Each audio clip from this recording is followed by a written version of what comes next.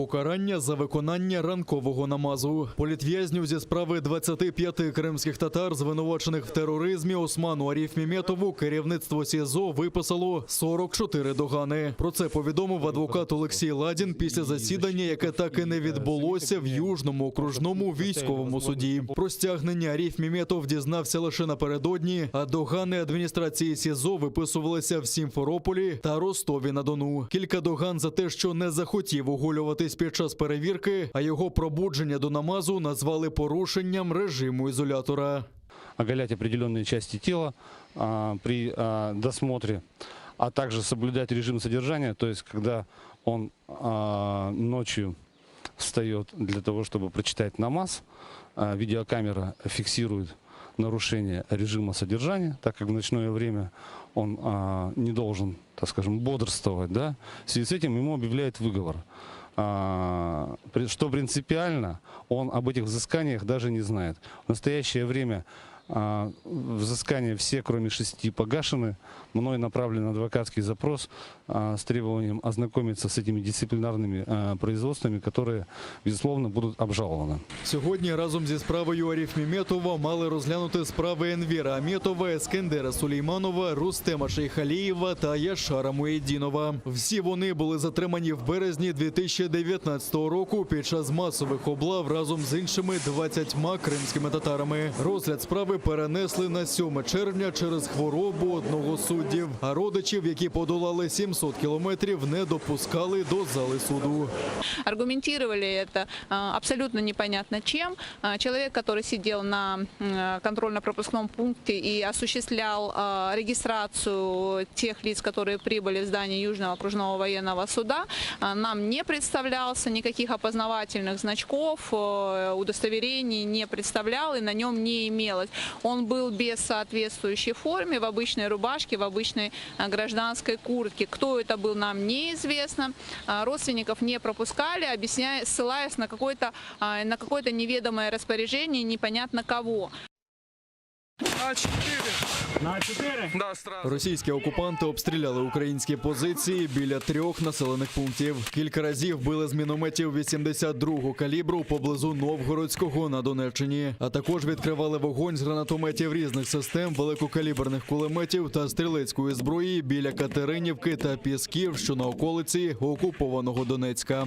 Ходім. Бойових втрат серед військовослужбовців Збройних сил України немає. На обстріли противника наші військові відкривали вогонь у відповідь. Українська сторона СКК, використовуючи координаційний механізм, оперативно реагувала на порушення через СММ ОБСЄ. Станом на 7 годину ранку 2 червня порушень режиму припинення вогню не зафіксовано. Українські військовослужбовці контролюють ситуацію в районі проведення операції Об'єднаних сил. Підрозділи Об'єднаних сил тренувалися біля адмінмежі з окупованим Кримом. Зокрема, злагоджували дії наземних, морських та повітряних складових та відпрацювали швидке переміщення між вогневими позиціями. За легендою навчань за кілька десятків кілометрів від узбережжя виявили катерну групу противника. Першого удару завдали гелікоптери, які дали змогу зайняти позиції десантно-штурмовій групі. В морі також тренувалися малі броньовані артилерійські катери.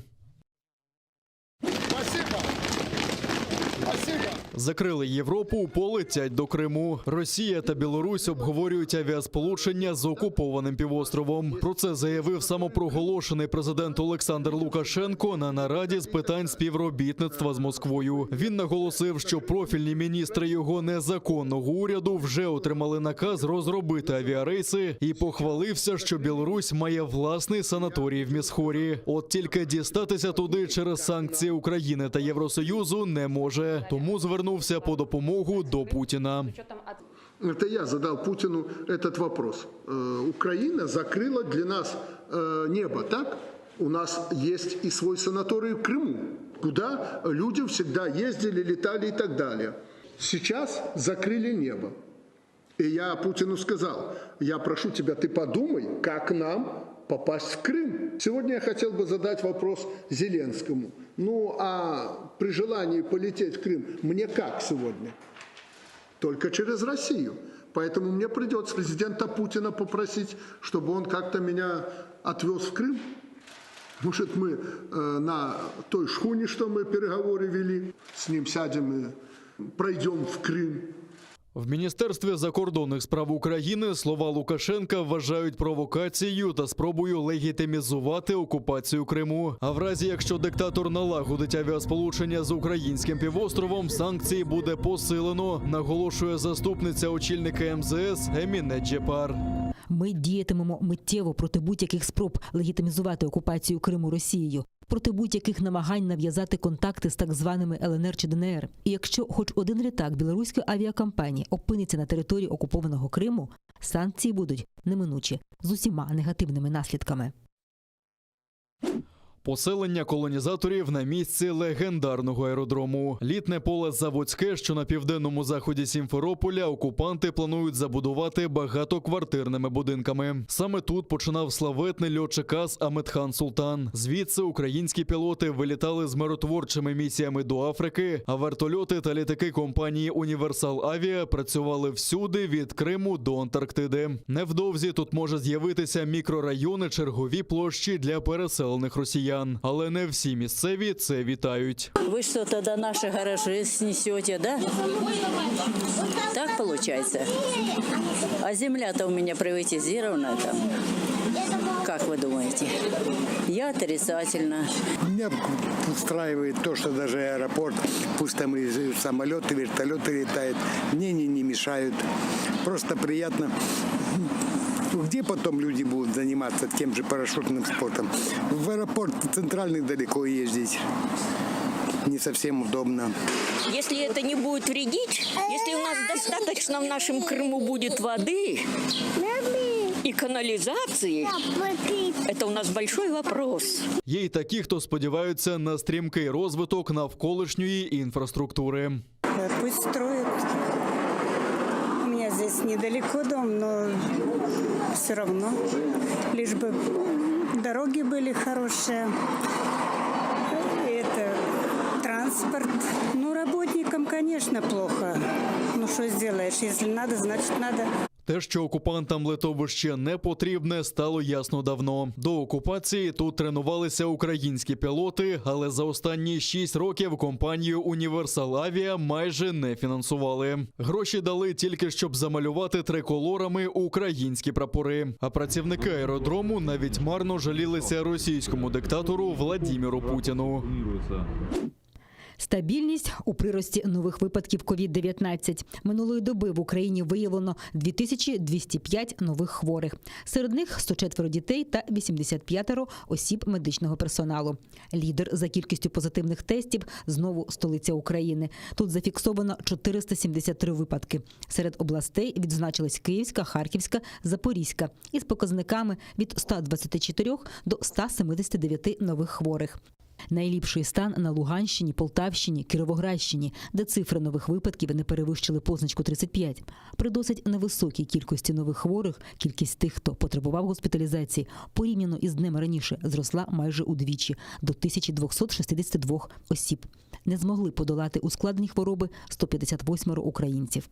Позбавились коронавірусу 9405 мешканців.